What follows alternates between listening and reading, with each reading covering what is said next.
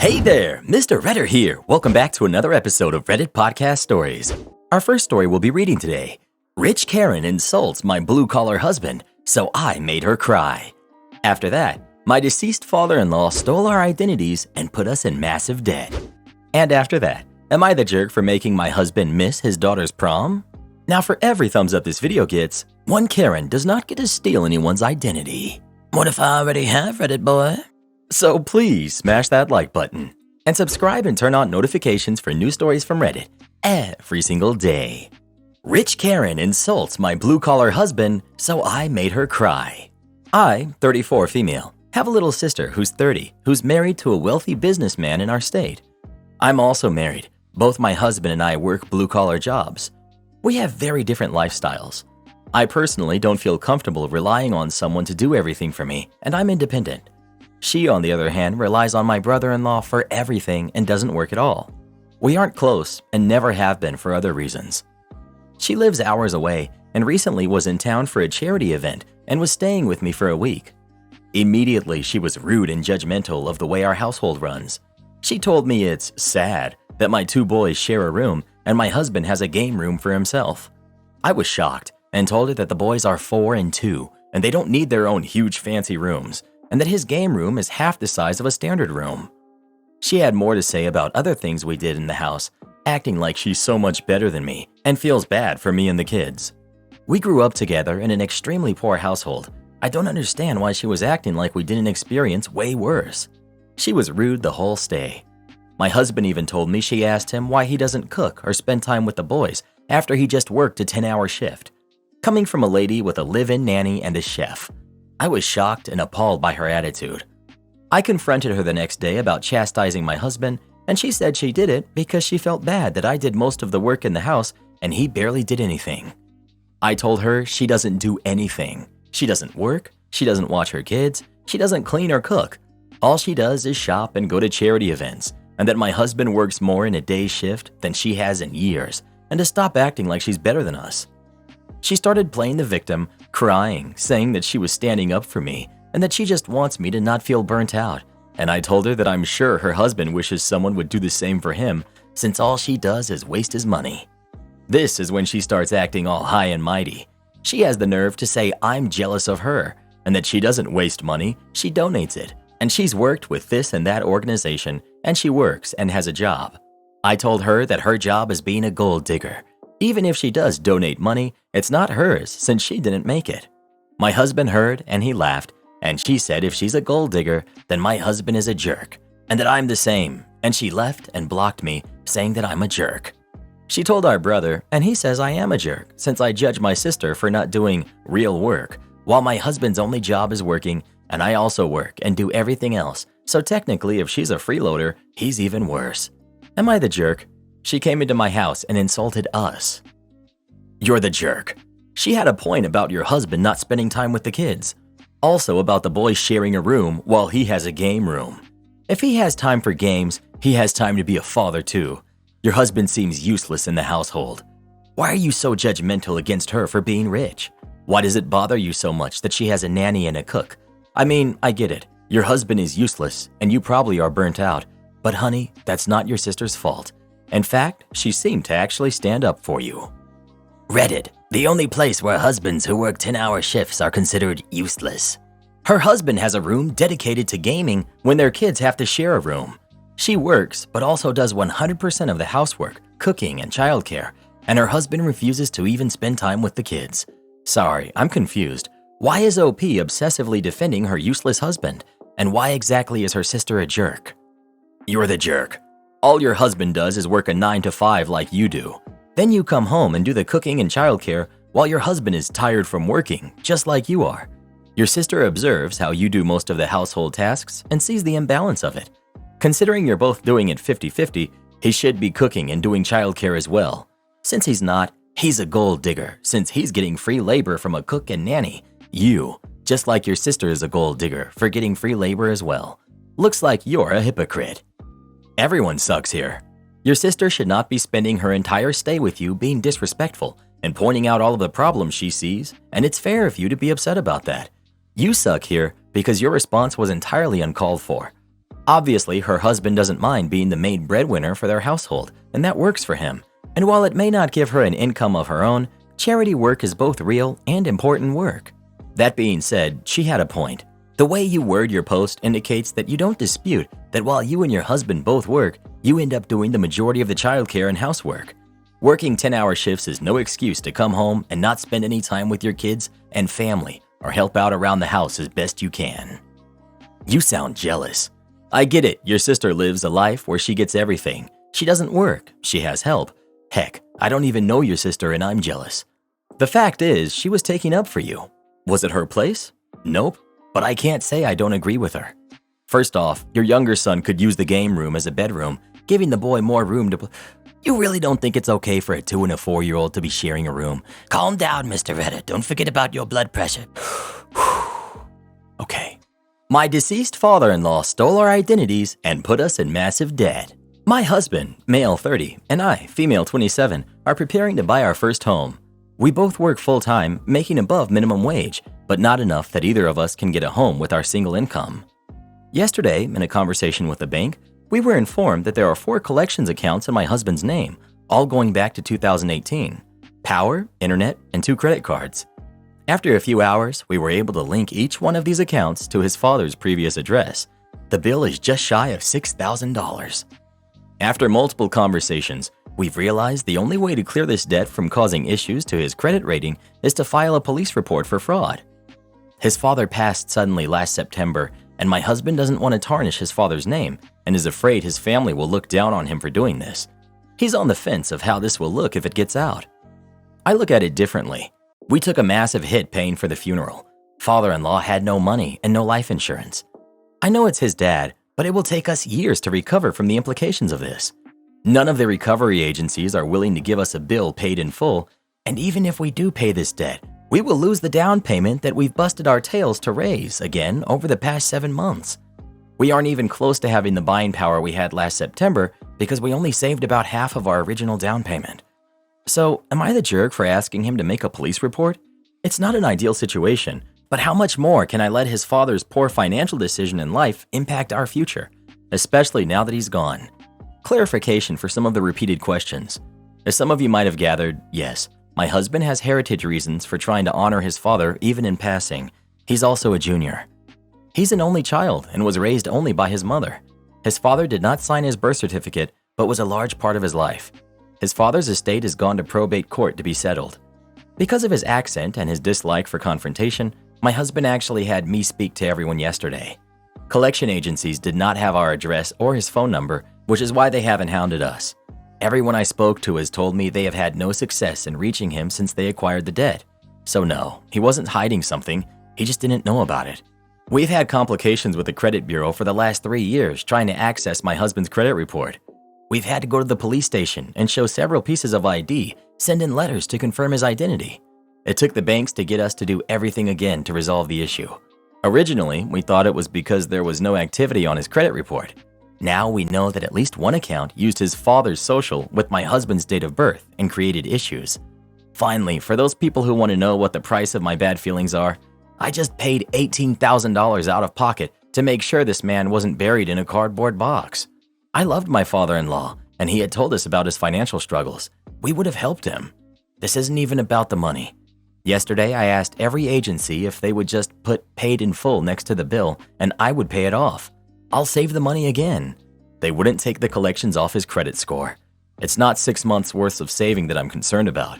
It's 3 to 5 years that the record can stick to his account, which will stop us from purchasing any time in the near future. Finally, my husband needed a minute, but he's called me today at lunch and said he has to do what's right for our future. He's going to go forward with the fraud report this evening. Thank you all for the reassurance. Not the jerk. He tarnished his own reputation by committing identity theft and fraud. You're living and need your credit cleared. Your father-in-law doesn't care anymore. Don't bother telling the family. They likely will never even know about it unless you tell them. Maybe he was messing up your credit trying to help you with buying a house. Have you not seen what's going on in the news lately? Let's not talk about that, Karen. Some of us worked hard to get an 800 credit score and we shouldn't be punished for it. Am I the jerk for making my husband miss his daughter's prom? I, 36 female, have been married to my husband Josh, who's 40, for 10 years. We have a 9-year-old daughter named Lauren together, and my stepdaughter Riley is 18.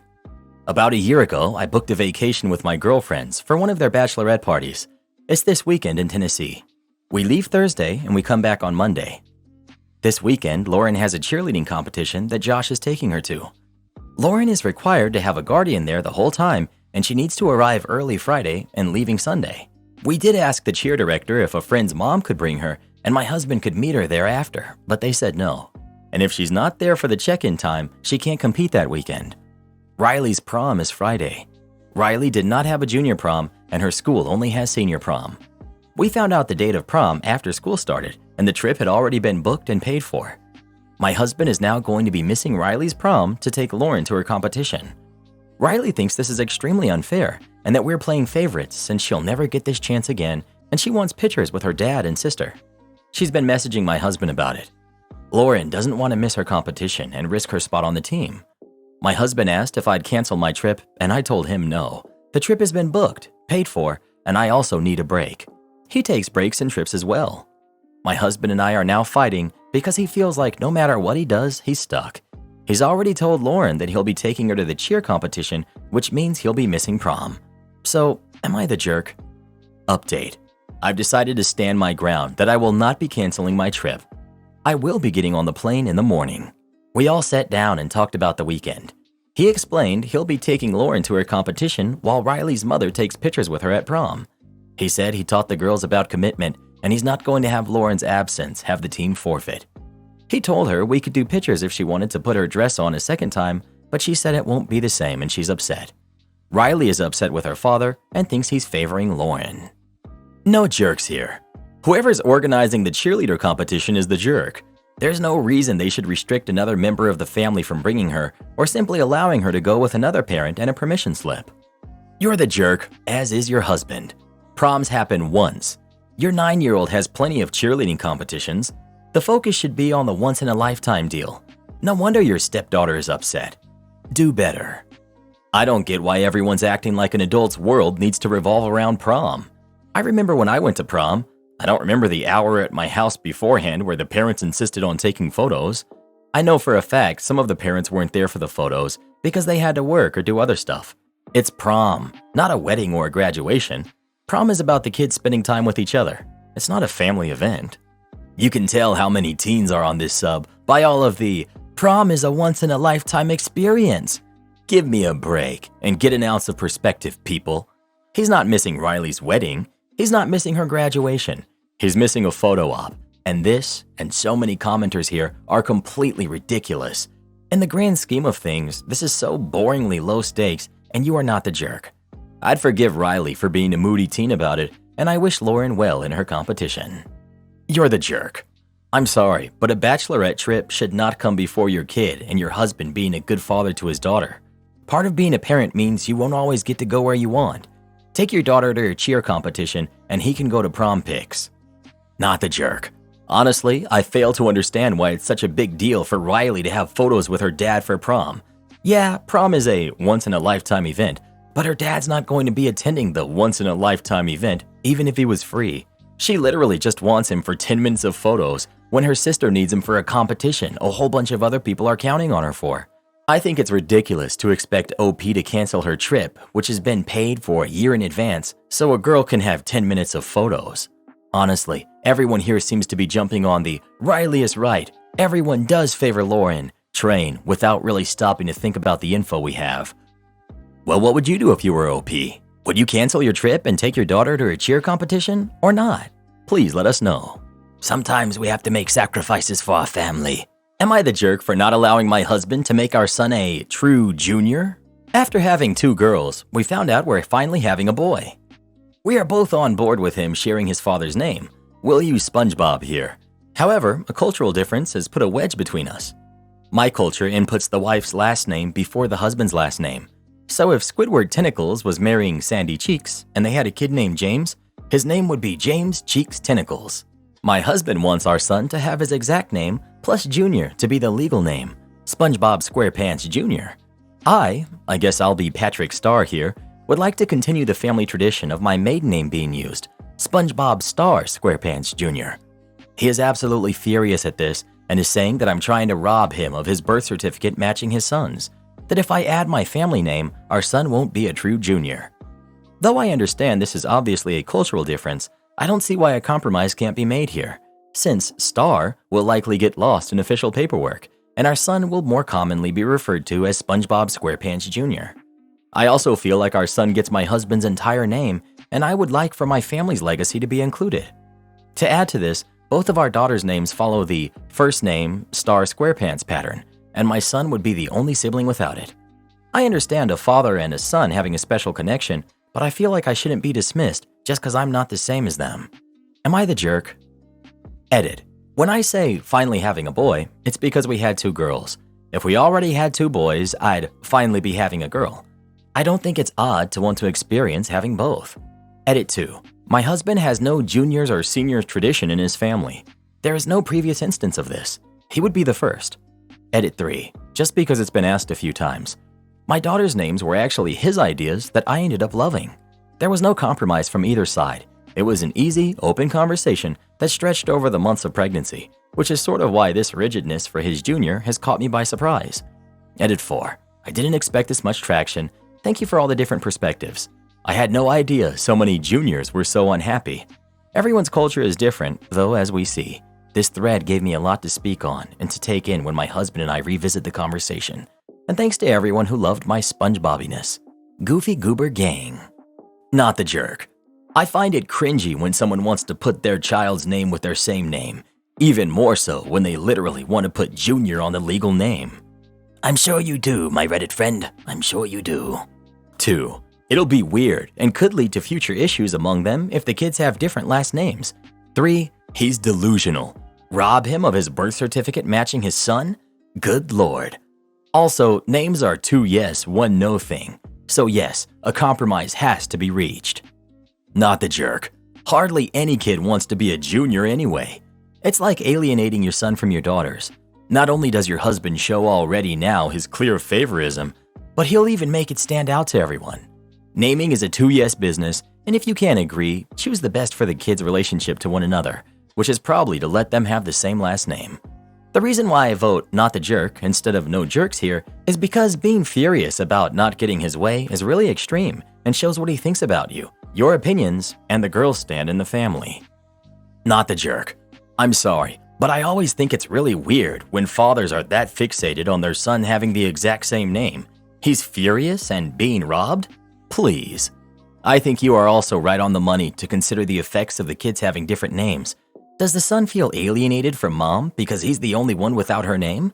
Do your daughters feel lesser because daddy seemingly had so much more investment in the son's name than theirs? At the end of the day, your son is already getting all of his father's name. I think it's petty and disrespectful of your husband to want to exclude even the smallest piece of yours. Not the jerk, but this is a red flag. Your husband is telling you that the son is more important than his daughters by wanting his son to be his mini-me. Your compromise is extremely valid, and then all the kids' names will be matching, which should be important to all parents. Also, this junior stuff, who wants it? It's just complicated. Papers get sent to the wrong person. It's just unnecessarily complicated. It might be a cultural thing, but I truly don't get it. And it's often on the male side, which indicated sons are supposed to be more important or something. I got lucky myself. My husband's ugly name that every firstborn son gets stayed unused. We're the proud parents of 2 daughters. You're the jerk. Welcome to 2023, where dads can't even name their son a junior without people flipping out. Hopefully, in his next marriage/family, he gets to name one of his sons a junior. Am I the jerk for telling my younger brother that I'm not his dad? I'm 19. My younger brother, let's call him Ed, in question is 6. My father, who's 49, has been in and out of our lives for the past 6 years. He was working abroad and providing for us during that time, but us kids have slowly started to forget his presence around the house. In 2021, he had a huge fight with my mother, who's 48, and decided to leave us under the guise of visiting his relative's funeral. We haven't seen him since. It's been very tough for my mother, who's tried her utmost best to make the best of such an awful situation for us kids without much help. So my siblings and I, mostly a bunch of teens, have tried our best to make things generally easier for her, including assisting in the raising up of Ed. Ed always used to call me by my name, but recently, like a few months ago, He's picked up the habit of calling me dad. I felt very awkward at first, but after some thought, I figured it was an honest mistake and didn't pay much attention to it. It didn't stop there. Ed started calling me dad more, whether it was in private or whether it was in front of the family. I was extremely confused. Earlier this afternoon, I picked him up from his school. When we reached home, I went to my mother and jokingly said, "This random kid has been following me the entire time. I think he's lost." We have a way of joking that I think is pretty wholesome. I'm sure he enjoys it too. Ed playfully tugged me on the arm and said, "How dare you say that? I'm your son." Now here's where I might be the jerk. I didn't want him to grow up believing that I was something I'm not, so I gently responded, "Ed, I'm not your dad. I'm your older brother, okay? We share the same mother." Ed replied, "You're my dad now, because my real dad is never coming back." Hearing that tore my heart, and I didn't know how to respond. I hugged him, but he didn't seem too happy and left. My mother pulled me aside later and told me that I shouldn't have said what I said and that I've hurt his feelings. I tried to explain that as much as I understand his feelings, I wanted him to know who we truly are to each other and didn't want to devastate him later in life. I also mentioned how awkward it made me feel. She said that maybe Ed is calling me dad not because I'm his actual father, but maybe because I'm one of the safest masculine examples he's got. Upon reflection, I'm starting to feel very guilty about what I did. I think my mother is right. Perhaps I was a little too harsh. I need some people to talk sense into me. Am I the jerk? Not the jerk. While he may see you as a father figure, it's okay that you don't want the title. Social-wise, calling a 19-year-old dad and a 48-year-old mom could also be very awkward. Your mother should look into family counseling or even individual for your brother. It's a heavy load for all of you. Not the jerk. I think what you did was the right thing. It's difficult for kids that age to see their friends with their fathers and not understand why they don't have a dad. And they don't understand where babies come from and why your being their dad is not correct. He just sees you as a role model that he can look up to, and it kind of feels like he has a dad in you. Correcting him makes it so that this doesn't become a permanent thing and reminds him that you are not actually his father. Keep emphasizing that you're his big brother, and that's even better than his father, trying to put a positive spin on your relationship to him. Your mother, on the other hand, is using you as a quasi-replacement and doesn't want to deal with the bigger issues here. She definitely needs to face the reality of the situation and what it's doing to you and your siblings. Am I the jerk for sitting with my brother-in-law instead of cooking? I, 29 female, recently went on holiday with my husband, who's 32, his parents, his sister, who's 28, and her husband, Paul. I don't really get on with my husband's family, but the trip was to a country where a lot of their extended family now live, and I tagged along because my husband and I were going to another location the week after. I'm not particularly fond of Paul. He's just, "but I'm a nice guy," personified. That said, it's not so obvious all the time that you can't be around him, and the whole family, except our respective spouses, dislike both of us. So there have been moments where I found myself seeking out Paul for conversation at events. On this particular day, my husband had gone to a business meeting and I stayed at the rental house. I walked my husband out and then saw Paul sitting by the pool, so I went to go sit with him. We were there for maybe 10 minutes when my sister-in-law came out and asked if I wanted to come inside and make lunch with her and my mother-in-law. I said, "No thanks, I'm not hungry," because I generally don't eat lunch unless at a restaurant and wasn't planning to eat. This seemed to annoy her for some reason and she went back inside. 5 minutes later, my mother-in-law came out and said I should come to the kitchen. I again said no thanks. I don't cook, and I'm not planning on eating, so I'm fine here. A while later, I mentioned going to get a drink, but Paul offered to get it, so I let him. When Paul came back with the drinks, he mentioned that sister-in-law and mother-in-law were mad at me, but I brushed it off. Eventually, Paul got called in for lunch, and I went out to town for a while. When I got back, I walked into all of the in-laws, telling my husband that I need to stop treating them like the help, and how I was flirting with Paul, which simply never happened. They seemed a bit uncomfortable when they realized I'd heard them, but mother-in-law insisted my husband needed to stick up for them. My husband said it's sister-in-law's choice if she wants to be a maid for her deadbeat husband, but to stop trying to force everyone else into it. Sister-in-law started crying, Paul got upset, and the parents started arguing. Eventually, my husband told everyone to let it go, which they did, but they were very standoffish for the rest of the trip, which frankly I preferred. However, I do feel bad, because I feel like future trips like this are off the table. I was speaking to my mom about it on the phone, and she said she understands where they're coming from, since in some families that's how it works. She said maybe sister-in-law was uncomfortable that she was inside cooking for her husband while he was spending time with me. but he could have gone and sat with her if he wanted to. That said, even in my family, women do usually sit together. I'm just starting to wonder if maybe the drama was partly my fault. Not the jerk. Sister-in-law and mother-in-law created all the drama when they decided to lie and attack you to your hubby. Kudos to him for knowing what's up and putting everyone in their place. You two will be happier without being forced into situations like this again. Oh gosh, not the jerk in any way. You weren't hungry. You didn't want to eat. Who were you supposed to be in the kitchen cooking for? Everyone sucks here. The self-awareness lacking here is intense. Look, maybe it shouldn't be this way, but yeah, don't sit with brother-in-law after your sister-in-law comes and asks you to be with her. The optics here are off. You're on a family vacation. Don't care if you aren't eating lunch. You were invited in and asked to help. Go help. Is it messed up that he wasn't asked? Sure, totally. But that wasn't your reasoning. And the dude who lets his wife act like his maid got you a drink. It's not your fault, but come on. Remove yourself from the situations. That looks bad. Remove yourself from the situation and that looks bad. You denied their request for help. You did choose problematic optics of sitting alone with your brother-in-law despite being asked to go help with lunch. It's a family vacation. Even in your family, the women tend to sit together. You get it. Not really shocked they aren't your biggest fans. Basically, they probably saw you out there with your boorish brother-in-law and were like, go see if she wants to come in. And when you kept refusing, that's where it got weird. Husband buys coffee machine, upset that he has to use it. My husband loves coffee. He's the only one in the house who drinks it. Tea and coffee gives me acidity and insomnia, so I don't drink it. Recently, he bought a fancy machine that makes delicious coffee. The only problem is that the coffee trickles down drop by drop. It takes around 4 to 5 minutes to fill a tumbler, but can feel like forever if you have nothing else to do but stand there and watch it trickle down. I get the coffee machine going every morning while getting my daughter ready for school and making her breakfast. When he comes down after getting ready, his tumbler is ready to go. He leaves, then I take daughter to school, come back, and work from home. So recently I had an injury that left me bedridden. Luckily, it was daughter's midterm break, so there was no pressure of getting up early to prepare her meal and taking her to school. Only thing left was the coffee. Husband says, no problem, I'll make it myself. Day 1, 2, and 3. He makes the coffee, also cleans the machine after every use. Day 4. This is too much and wasting my time. Me. Why don't you switch the machine on downstairs and then come back upstairs to get ready? We live in a duplex. Bedroom and dressing room upstairs, kitchen and living room downstairs. Also, he stopped cleaning the machine. Day 5. He's upset because he had to run up and downstairs twice to tend to his coffee. My next suggestion. Move your toiletries to the downstairs washroom for a few days so you can get ready down there.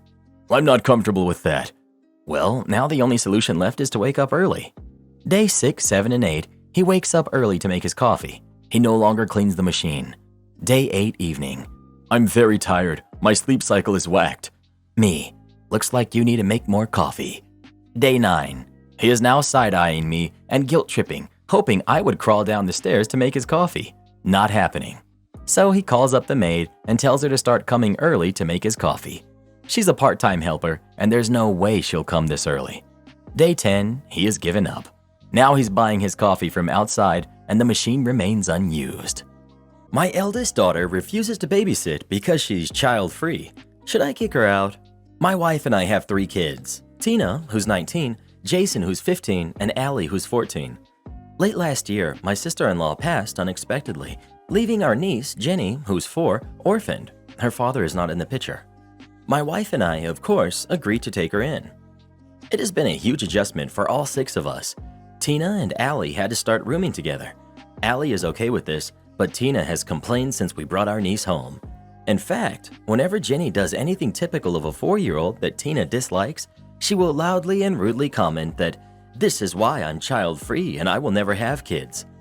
A few weeks ago, there were big changes in our childcare coverage, and now we lack coverage for about 2.5 hours Monday through Friday.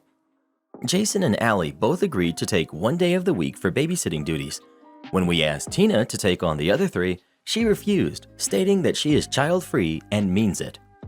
I told Tina that if she won't pitch in to help the family by babysitting, then she was no longer welcome to live in our home rent-free. I told her what we would be charging her for room and board, and she had a meltdown. She did a lot of yelling and screaming, but when she realized I was serious about kicking her out if she didn't pitch in, she agreed to take on the 3 days of babysitting. Our relationship has been tense. Tina says I'm not being fair because she has to take 3 days when Jason and Allie only have to take 1 day each. I explained it's because they're still in high school and both are involved in after-school activities, while she takes college classes part-time and online while only working weekends. Also, because she is an adult and the other two are not. She has also called me a jerk and says I'm discriminating against her beliefs. Am I the jerk for forcing my adult daughter's hand in this? ETA, we can't really afford an outside babysitter right now. This was the reasoning behind charging my daughter room and board.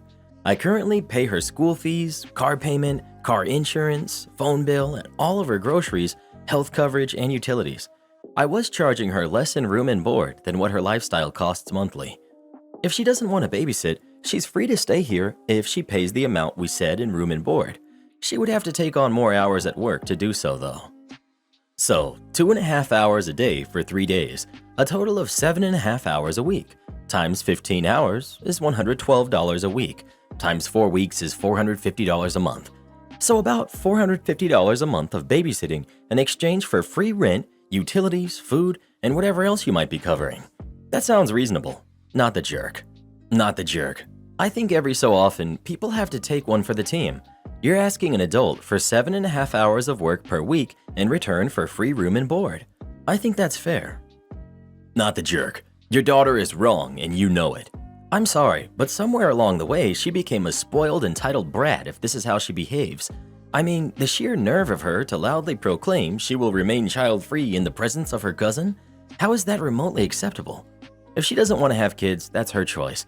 It doesn't absolve her of caring for members of her family when they need it. I mean, this girl's mother passed, and your kid is making this about her freedom of thought. Please, let me get my fainting couch. Good for you for telling her to take a hike if she can't help out a reasonable amount. I mean, it's 2.5 hours, 3 times a week. Ugh, she's a jerk. Kudos for taking the kid in, but I have to say, you are the jerk in this regard. Your approach is entirely one-sided. You're deliberately ignoring your daughter's difficulties in becoming adjusted to this drastically different, brand new situation. You acknowledge that it has been a huge adjustment for all 6 of you, but Tina's struggles seem to have lower importance than your own and those of her siblings. Your ultimatum, babysit or you're out of here, was excessively harsh. You're the jerk. Please back off, hire a babysitter. This is a tough situation given your sister-in-law passed, but I'm going with you're the jerk. Your daughter is not a parent. She may be a legal adult, but that doesn't mean she's mature enough to take on a kid 3 out of 7 days of the week. You said she works the weekends and takes part-time classes, so essentially there's only 2 days that she has completely free that she's probably doing college work. It was your decision to take in this kid, and you need to make the proper arrangements. This is a guaranteed way to make sure your daughter never speaks to you after she moves out eventually. Support our channel by joining as a member today, and we'll give you a shout out in our next video. Or come watch this video next. You won't believe what Karen does in that one.